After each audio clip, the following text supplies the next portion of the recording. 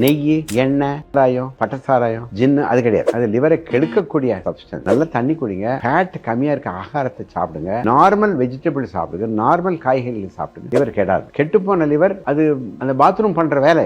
லிவருங்கிறது கெட்டுப்போன substance detox பண்ணி வெளியே தள்ளுறது. So liver is very important. லிவர்னால வியாதி வருது, லிவர்ல கேன்சர் வருது, லிவர்ல பித்தப்பையில கல் வருது, அது வேற. லிவர் சிரோசிஸ் வராம தடுக்கிறதுக்கு நல்ல உணவு பழக்க வழக்கங்கள். அதுக்கடுத்து கிட்னி, 2 கிட்னி இருக்கு. ஒரு கிட்னி கெட்டு போனாலும் இன்னொரு கிட்னி இருக்கு. அதுக்காக கடவுள் 2 கிட்னி கொடுத்திருக்காரு. தினம் 3 லிட்டர் தண்ணி குடிங்க. பாத்ரூமுக்கு அட்லீஸ்ட் மினிமம் 2 லிட்டர் போகணும். மாத்திரைகள் சாப்பிட்டா கிட்னி கெட்டு போகுது. ஓவர் த கவுண்டர் மாத்திரைகளை சாப்பிட்டு என்னென்ன மாத்திரைக்கு வலிக்க மாத்திரை சாப்பிடுறோம், அந்த மாத்திரை சாப்பிடுறோம், ஆன்டிபயோட்டிக் நாமளே சாப்பிடுறோம். இப்படியெல்லாம் பண்ண முடியாது. டாக்டர் அணுகாம மாத்திரைகள் சாப்பிடலாம். Normal food and normal amount of water you drink. Barley water சாப்பிடுங்க, ஆரஞ்சு ஜூஸ் சாப்பிடுங்க, பொமோகிரானேட் ஜூஸ் சாப்பிடுங்க, வாழைப்பழம் சாப்பிடுங்க, பொட்டாசியம் இருக்கிறதுல, வெள்ளரி பழம் சாப்பிடுங்க, மாதுளை பழம் சாப்பிடுங்க, நல்லது. கொய்யா பழம் சாப்பிடுங்க. இதெல்லாம் சாப்பிட்டீங்கன்னா கிட்னி கெடாது, லிவரும் கெடாது. ரத்தம் கெடாம இருக்கிறதுக்கு என்ன பண்ணும்? புஷ்டியான ஆகாரம் சாப்பிடணும். அயன் இருக்கிற ராகி சாப்பிடும், அயன் டேப்லெட் சாப்பிடணும், ராகி சாப்பிடலாம். வெஜிடபிள்ஸ், கிரீன் லீஃபி வெஜிடபிள் சாப்பிட்டீங்கன்னா ரத்தம் நல்லா ஊறும். அதுவும் பிரசவமான காரணத்தில் இருக்க பெண்களுக்கு 10 கிராம்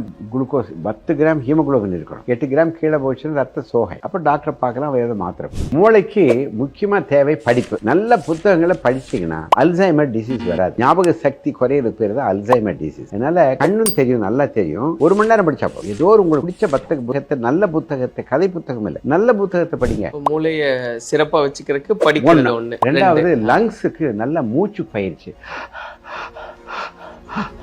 வாயை திறந்துட்டு மூச்சு விடுங்க. ஒரு 3 நிமிஷத்துக்கு 30 தடவை மூச்சு விடுங்க. உள்ள ஆக்சிஜன் போகுது, கார்பன் டை ஆக்சைடு வெளியே வருது, ஆக்சிஜன் போகுது, பிராணவாயு உள்ள போகுது, கரிய மேல வாயு வெளியே வருது. இதுதான் பிராணயாமா. அப்புறம் என்ன pranayama?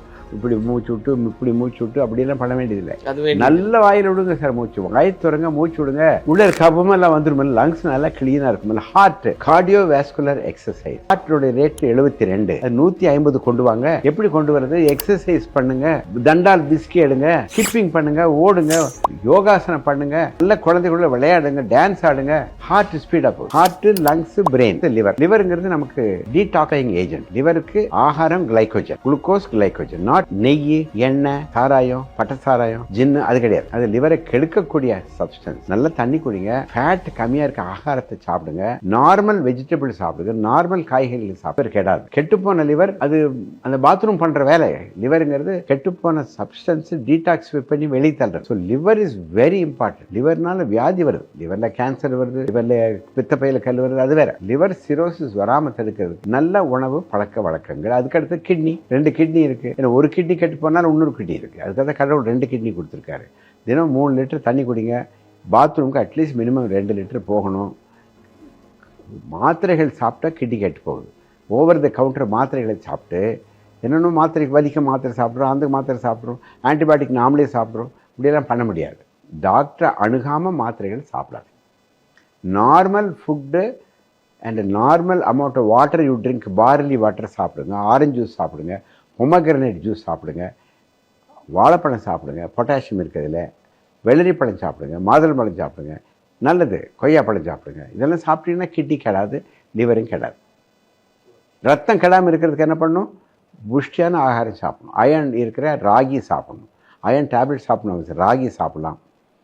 Vegetables, green leafy vegetable சாப்பிட்டீங்கன்னா ரத்தம் நல்லா ஊறும். அதுவும் பிரசவமான காரணத்தில் இருக்க பெண்களுக்கு 10 கிராம் குளுக்கோஸ், 10 கிராம் ஹீமோகுளோபின் இருக்கணும். 8 கிராம் கீழே போச்சுன்னா ரத்த சோகை.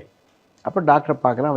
காலையில் 4 மணிக்கு எந்திரிங்க, பிரம்ம முகூர்த்தத்தில் தியானம் பண்ணுங்க, நல்ல புத்தகங்களை படிங்க, அரை மணி நேரம் நல்லா ஓடுங்க.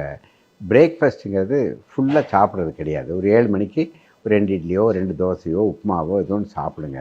நான் வெஜிடேரியன் காலையில் சாப்பிடாதீங்க. மத்தியானம் 1 மணி 2 மணிக்கு பசிச்சு பின்னாலும் சாப்பிடுங்க. ஒரு ஃபுட்டில் ஃபுல்லாக fruits and vegetables. Rice avoid பண்ணிக்கோங்க ஒரு வேளை.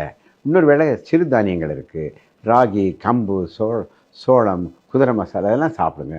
மக்காச்சோளம் எல்லாம் சாப்பிடுங்க.